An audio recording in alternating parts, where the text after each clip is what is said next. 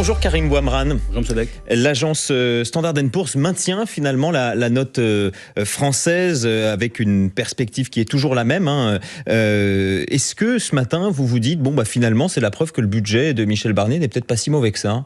C'est la preuve que la France est un grand pays et il restera un grand pays en termes de confiance, en termes de stabilité. Et justement, les prochaines semaines, on doit envoyer un message de stabilité, d'apaisement pour éviter que nos notes soient dégradées. Mais toutes les comparaisons totalement, on va dire, catastrophiques qui consistaient à nous faire croire qu'on allait être dégradé, que la France prenait la trajectoire de l'économie comme la Grèce.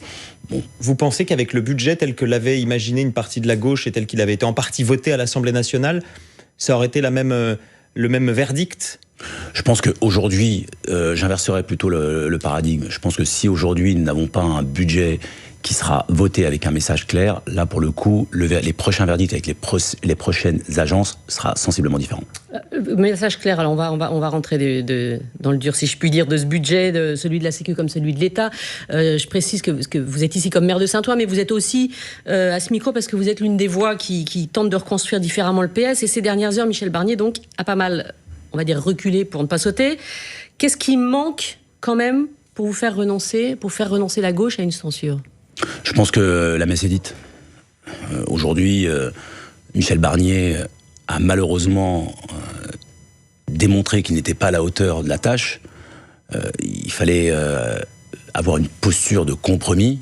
Il n'a donné aucun gage à la gauche en termes de mesures sociales, en termes de mesures en direction de la santé, de l'éducation. On a du mal à comprendre quels auraient été les gages qu'il aurait fallu donner à l'endroit d'une gauche qui disait de toute façon on censurera.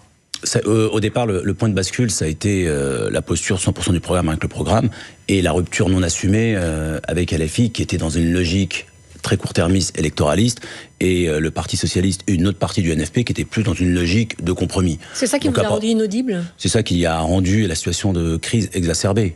Donc au bout d'un moment, il fallait trancher de façon claire. Souvenez-vous, on a eu l'occasion d'en parler ici à plusieurs reprises. La quadrature du cercle n'existait pas si on n'était pas dans une logique de compromis. Donc pour répondre très concrètement, à partir du moment où on est dans une coalition où on n'a pas la même temporalité et le même objectif politique et calendaire, souvenez-vous, dès le début, j'avais dit que le gouvernement Barnier aura un CDD de 3 mois parce que vous avez d'un côté Jean-Luc Mélenchon qui uniquement avait un objectif qui est de faire tomber Emmanuel Macron pour se présenter le plus rapidement possible, et on avait Madame Le Pen dont le calendrier a été précipité en raison de sa situation juridico-politique. Mais vous reconnaissez quand même que les 60 milliards d'économies qui sont dans le budget, qui étaient dans le budget tel que prévu, ils sont nécessaires? Non, je pense qu'on aurait pu partir dans une épure budgétaire de 20 milliards au regard de ce qu'exigeait... Ça veut dire beaucoup plus de déficit public? Non, pas du tout. On répondait avec 20 milliards, on était sur la trajectoire budgétaire avec des exigée, avec pas forcément des impôts plus importants, ou revoir soit les dépenses, soit revoir des gisements en termes de recettes, mais partir sur 60 milliards avec une logique non pas de compromis, mais de tactique en direction de sa droite et de l'extrême droite, automatiquement nous mener au mur. Mais 20 milliards, pardon, je m'arrête là-dessus une seconde, mais 20 milliards, qu'est-ce qui vous fait dire que ça aurait convaincu les investisseurs? C'est finalement une somme assez modeste, 20 milliards. C'était les critères de Bruxelles.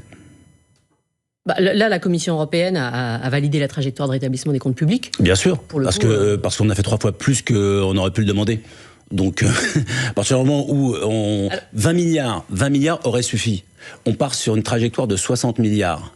Sans aucun... Si on est précis, c'est 40 milliards de dépenses en moins et 20 milliards de recettes en plus. Absolument. Dans le budget une épure de 20 milliards... quand vous regardez les propositions, du moins les critères de Bruxelles, aurait largement suffi sur une trajectoire de 5 ans. Et là, on est parti 60 milliards sans aucun plan politique pour pouvoir le mettre en œuvre. Donc automatiquement, on arrive à une crise politique. Les concessions de ces derniers jours de Michel Barnier, notamment l'absence de hausse de la taxe sur l'électricité, c'est une bonne nouvelle pour vous, même si ça coûte au budget de l'État, je veux dire. Mais le problème, c'est que... Regardez comment ce budget a été travaillé et conçu. Tous les jours, c'était la Star Academy ou The Voice de la proposition la plus intéressante ou la plus buzzante. On parle de l'électricité, Ensuite, c'était l'aide médicale. Ensuite, mais c'est pas ça la négociation, Karim Bouamrane, quand même? Non, une négociation, c'est pas comme ça que ça se passe. Quand vous regardez sur le plan politique... Michel Barnier, il est quand même censé savoir faire des négociations. Il a été négociateur du Brexit. On peut imaginer que c'est quelque chose qu'il connaît un petit peu. Et là, on est en train de se prendre le mur. Dès le départ, on savait que... Parce que c'est pas financé, des baisses comme ça. On a du mal à comprendre où vous êtes sur ce sujet-là. Ce sujet-là, c'est très simple. On a un budget à voter, que ce soit le PLF ou le PLFSS, et aujourd'hui, on n'a pas d'accord. Et l'accord, parce que la question de fond, c'est que compte tenu du fait qu'il n'y a pas de majorité qui se dégage, il aurait fallu avoir une méthode qui nous aurait amener à un compromis. Et M. Barnier, parce que vous dites M. Barnier, il a l'habitude de négocier, il a donné des gages à la droite sur les retraites, il s'est tourné, et là c'est même plus des compromis, c'est des compromissions. Et vous voyez actuellement, comme on dit communément, comment le Rassemblement national le fait sauter à la corde. Il s'est tourné vers l'extrême droite en donnant un maximum de gages, sans donner un minimum de garantie sur les questions d'éducation, sur les questions de l'hôpital, sur les questions d'un ISF climatique. Même quelque chose qui aurait pu être transpartisan, les collectivités territoriales, où on les coupe de 11 milliards. Rien n'a été fait. Lequel ? Pour les collectivités. Ah, lequel ? Pour les collectivités, oui. Les frais de notaire, il y a eu plusieurs sources nouvelles de recettes qu'il a rétablies. Ce qu'on appelle communément les DMTO, vous pensez que les DMTO vont donner la possibilité aux collectivités... On appelle donc les frais de notaire. Vous pensez que ces mesures, plus que symboliques, vont donner la possibilité aux collectivités territoriales qui représentent 70% de l'investissement public, de pouvoir aller chercher des investissements en termes de crèches. Le vice-président du conseil départemental de Seine-Saint-Denis qui parle. Oui, ou le maire, surtout le maire, et puis le responsable politique, parce que ça concerne malheureusement 400 collectivités territoriales qui représentent 70% de l'investissement public. Est-ce que quand même, est-ce que vous n'êtes quand même pas en train de réécrire l'histoire d'une censure qui finalement pourrait ne pas avoir été celle votée en tout cas par la gauche, à condition qu'il y ait eu des compromis. C'est pas vraiment ce qu'on a entendu ces dernières semaines quand même. C'était dès le moment où Michel Barnier a été nommé, c'était de toute façon, il n'est pas légitime, il faut qu'il tombe très vite. Il y a eu une motion de censure déposée à peine son arrivée effectuée. Et voilà, qu'il n'y a peut-être pas eu de la part de la gauche une volonté très affichée de négocier. Alors, quelle histoire, quelle gauche ? Quand vous regardez l'histoire que j'ai raconté depuis cet été, elle a toujours été très claire. Permettez-moi d'être responsable uniquement de mes propos et pas de toutes celles et ceux qui sont... Vous êtes membre d'un parti par ailleurs, je crois. Exactement, je suis membre du Parti Socialiste. Donc le Parti Socialiste, là-dessus, a été divisé. Moi, c'est très clair ce que j'ai toujours dit. Alors on va y revenir en l'état, on va se prendre le mur et 100% du programme. Avec le programme, on n'y arrivera pas. Et bien justement, on va essayer de comprendre aussi pourquoi cette gauche n'arrive pas à avancer de façon un petit peu commune. J'allais dire, c'est juste après le fil info, 9h-20, Mathilde Romagnan. 2 rassemblements prévus aujourd'hui à Romans-sur-Isère, dans la Drôme, 1 an après la mort de Thomas, 16 ans, tué à l'arme blanche à Crépol. Un rassemblement à l'appel d'un collectif d'ultra-droite, un autre organisé par les syndicats et associations de gauche. Manifestation finalement autorisée après une première interdiction de la préfecture. C'est une première depuis le début de la guerre. Le président ukrainien Volodymyr Zelensky s'est dit prêt à un cessez-le-feu avec la Russie si l'OTAN protège les territoires contrôlés par Kiev. Il souhaite ainsi mettre fin à la phase chaude de la guerre, puis récupérer les territoires contrôlés par Moscou par voie diplomatique. En Syrie, les forces djihadistes ont pris le contrôle de la majeure partie de la ville d'Alep, 2 jours après une offensive éclair contre les forces gouvernementales, et ce malgré les bombardements annoncés par l'armée russe alliée du régime syrien. On pourra entendre les chanteurs Clara Luciani, Vianney ou encore Garou au concert de réouverture de Notre-Dame de Paris samedi prochain. Des stars internationales du classique sont également annoncées comme le pianiste chinois Lang Lang ou encore le violoncelliste français Gauthier Capuçon. France Info. Le 8-30 France Info, Bérangère Bonte, Adrien Beck. Et ce matin, Karim Bouamrane, PS de Saint-Ouen, vice-président du conseil départemental de Seine-Saint-Denis. Juste pour finir sur la censure, vous pensez qu'elle passe et que le RN va la voter mercredi ? Oui. Vous espérez que le RN va la voter ? J'espère pas que le RN la vote. On me pose la question, est-ce que le RN va la voter ? Oui. Est-ce que la censure va passer ? Oui. Justement parce que le RN a un calendrier politique qui est dicté par l'agenda de Marine Le Pen, comme C'est-à-dire ? C'est-à-dire faire en sorte qu'il y ait une élection présidentielle le plus rapidement possible, mettre la pression sur Emmanuel Macron pour que Madame Le Pen puisse se présenter, éventuellement tabler sur une victoire. Vous parlez de son calendrier judiciaire? Son calendrier judiciaire, absolument. Qui a Matignon derrière? Karim Bouamrane est-il disponible comme il le disait l'été dernier? Moi, je pense que ce soit ma personne, que ce soit Bernard Cazeneuve, tout ça, ce seront des solutions qui seront mais déjà sur le principe, et on va parler de la gauche au-delà, mais est-ce que vous, c'est une option? Non, parce que le problème...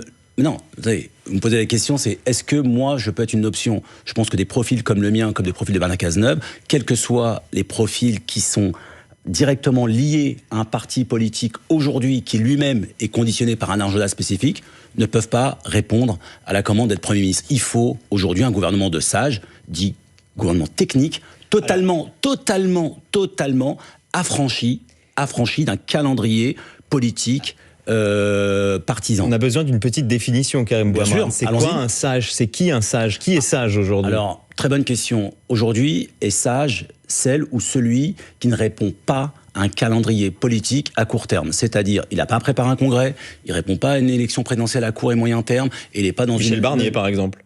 On a vu où ça nous a amené, Michel Barnier. Voilà. Michel Barnier, si vous m'accordez 45 secondes. Michel Barnier, on me l'a présenté comme le grand négociateur, le sage, l'homme de raison. Pas du tout. Il répondait simplement, il est retombé dans ses travers, il est retombé dans un calendrier politico-politicien. J'ai toujours du mal à voir qui, en l'occurrence. On avait parlé par exemple de Thierry Baudet, président du CESE. Mais par exemple, est-ce que c'est ce genre de profil? C'est exactement. Ce sont des profils. Ce sont des profils qui maîtrisent parfaitement les arcanes parlementaires, les arcanes de l'État, les arcanes européennes, et être en capacité d'avoir un budget voté au minimum et nous faire passer les mesures d'urgence jusqu'à la prochaine élection. Moi, ce que je propose, la méthode est très simple. C'est la paix des braves. Aujourd'hui, les partis politiques, et j'en fais partie, les responsables politiques susceptibles d'être à Matignon ne peuvent plus répondre à la commande. Aujourd'hui, il faut éviter le chaos, il faut sauver le pays, il faut réunir tout le monde, et c'est là où vous disiez vous-même qu'il y a plein de... Les partis n'ont aucun intérêt à ça. C'est la raison, le seul intérêt que les partis auraient d'accepter cette proposition, c'est d'éviter le chaos. Moi, je suis contre le chaos. Je suis contre le désordre. Les deux partis aujourd'hui qui disent « il faut une démission », et ça a été, je n'ai pas compris la sortie de Copé, justement là-dessus. Alors là, c'est complètement surréaliste. Charles Courson également, au centre, encore plus central. Il est coutumier de ce genre de déclaration. Mais on parle de choses sérieuses, là. On parle de sauver le pays. Aujourd'hui, les responsables politiques doivent se dire « ok, on arrête nos conneries. On arrête de se dire, effectivement, on va jouer à la roulette russe, un gouvernement de coalition. Vous pensez qu'aujourd'hui, que le Parti Socialiste est en capacité de trouver un bloc? Mais donc, il faut une sorte d'accord de non-censure. Exactement. Il faut un accord de non-censure porté par un gouvernement qui s'affranchisse. Autour de la table. Alors, il y a plusieurs voix au PS. Philippe Brun dit un gouvernement de centre-gauche, un bloc central. Mais ça ne marchera pas, ça. Ça ne marchera pas. Moi, non, mais écoutez, quand on parle d'accord de non-censure, c'est ça. J'adorerais venir ce matin avec mon dossier et vous dire, voilà, vous savez quoi, j'ai 4-5 noms, et eux, ils ont la baguette magique, ils vous trouvent tout de suite. Pourquoi ça ne marche pas, un bloc central? S'ils se mettent d'accord avant, donc un bloc pour ne pas censurer, pour un programme. Parce qu'aujourd'hui, si jamais il y avait une coalition, une convergence des luttes, à savoir voter un budget bloc central qui irait de, on va dire, centre-droit, centre-gauche, ça fait longtemps qu'on aurait pu avoir une majorité qui se dégage. Pardon. Sauf qu'ils ne veulent pas. Okay, aujourd'hui, ils ne veulent pas. Les partis Karim Bouamrane, si on doit faire adopter un budget, imaginons-nous dans la perspective où le gouvernement que vous appelez de vos voeux existe. Ce budget, il va bien falloir prendre des décisions politiques. Il y a des économies à faire, de l'argent à trouver. Et donc, par définition, il y aura toujours des insatisfaits, qu'ils soient à gauche, qu'ils soient au RN, qu'ils soient en Macronie. Vous avez évoqué... Et donc ce gouvernement, il peut tomber. Vous avez évoqué le point culminant de ce dispositif. C'est se mettre d'accord sur 2 points. 1, on ne donne pas la censure. 2, on s'accorde sur un budget minimum qui éviterait de plonger la France au fond de l'abîme. Donc, c'est assurer, quitte à assurer le budget N-1. Mais aujourd'hui, on a démarré l'émission avec Standard & Poor's. Si jamais nous avons une censure sans mise en perspective, il y aurait une rupture de confiance dans les marchés financiers. Et ce serait une catastrophe. Et là, pour le coup, les taux d'intérêt risqueraient d'augmenter et ça alourdirait notre dette. On a compris que vous n'y êtes pas favorable, mais elle peut avoir lieu, la démission d'un Emmanuel Macron. En cas de présidentielle anticipée, Jean-Luc Mélenchon a proposé hier à ceux qui veulent s'unir avec la France insoumise de porter une candidature commune sur la base de son programme. Si on a bien compris, pour vous, c'est non. Une démission du président de la République, demander la démission du président de la République. La suite. Et une candidature commune. Est inconscient. La candidature commune. Inconscient. La candidature commune sur la base du programme de l'EFI, on a compris que c'était non. Vous confirmez ? Mais il est marrant, Jean-Luc Mélenchon, sur cette séquence-là. C'est-à-dire que, il réclame le chaos, et en plus, il dit communément à toutes les personnes de gauche, oui, l'union, le rassemblement, mais derrière moi. Sans aucune primaire, mais quand même, du tout. Est-ce que la gauche peut gagner des unis, que ce soit là dans quelques mois ou même dans 2 ans ? Historiquement, la gauche a souvent gagné au premier tour, divisé pour se rassembler au second tour. Donc là aussi, tous les spécialistes de l'histoire politique, vous remarquerez que toutes celles et ceux qui disent « Ah, il faut avoir une candidature rassemblée au premier tour pour gagner », c'est faux. Lorsqu'on a gagné avec François Hollande, il y une multitude de candidatures à gauche. Mais précisément, c'est aussi sans doute le pari de ceux qui sont proches de Jean-Luc Mélenchon. Je me rappelle de cette phrase de Manuel Bompard une fois dans le Figaro qui avait dit en clair on clive, on va fâcher tout le monde, mais à la fin, vu que Jean-Luc Mélenchon est le plus puissant, tout le monde devra se mettre derrière nous, y compris en se bouchant le nez. C'est ce qui va se passer une nouvelle fois. Mais c'est leur stratégie. C'est pas ma vision, c'est pas la mienne. Mais moi, c'est la raison pour laquelle j'ai toujours poussé au rassemblement du bloc de gauche sur des lignes claires, et j'ai toujours invité les personnes de la LFI de se détacher de Jean-Luc Mélenchon, d'une partie d'Europe Écologie Les Verts de se détacher de Jean-Luc Mélenchon, et d'une partie du Parti Socialiste de se détacher de Jean-Luc Mélenchon. Il nous reste très peu de temps. Où en est votre mouvement, la France Humaine et Forte ? Combien d'adhérents ? Donc là, on a 1000 adhérents. On a lancé 4000 personnes à Saint-Ouen le 3 octobre. L'objectif, c'est contribuer à faire en sorte que les valeurs de solidarité... Et il va porter quoi au sein du PS ? Vraiment en quelques mots, en vue du congrès du printemps, puisque la succession d'Olivier Faure est ouverte. Totalement déconnecté des contingences du Parti Socialiste. C'est redonner l'envie aux gens, redonner de l'espoir aux gens au travers d'une organisation indépendante avec des valeurs républicaines, de gauche, écolo et surtout citoyenne. Merci beaucoup. Merci, c'est moi qui vous remercie. Karim Bouhamrane, maire Parti Socialiste PS de Saint-Ouen, vice-président du conseil départemental de Seine-Saint-Denis.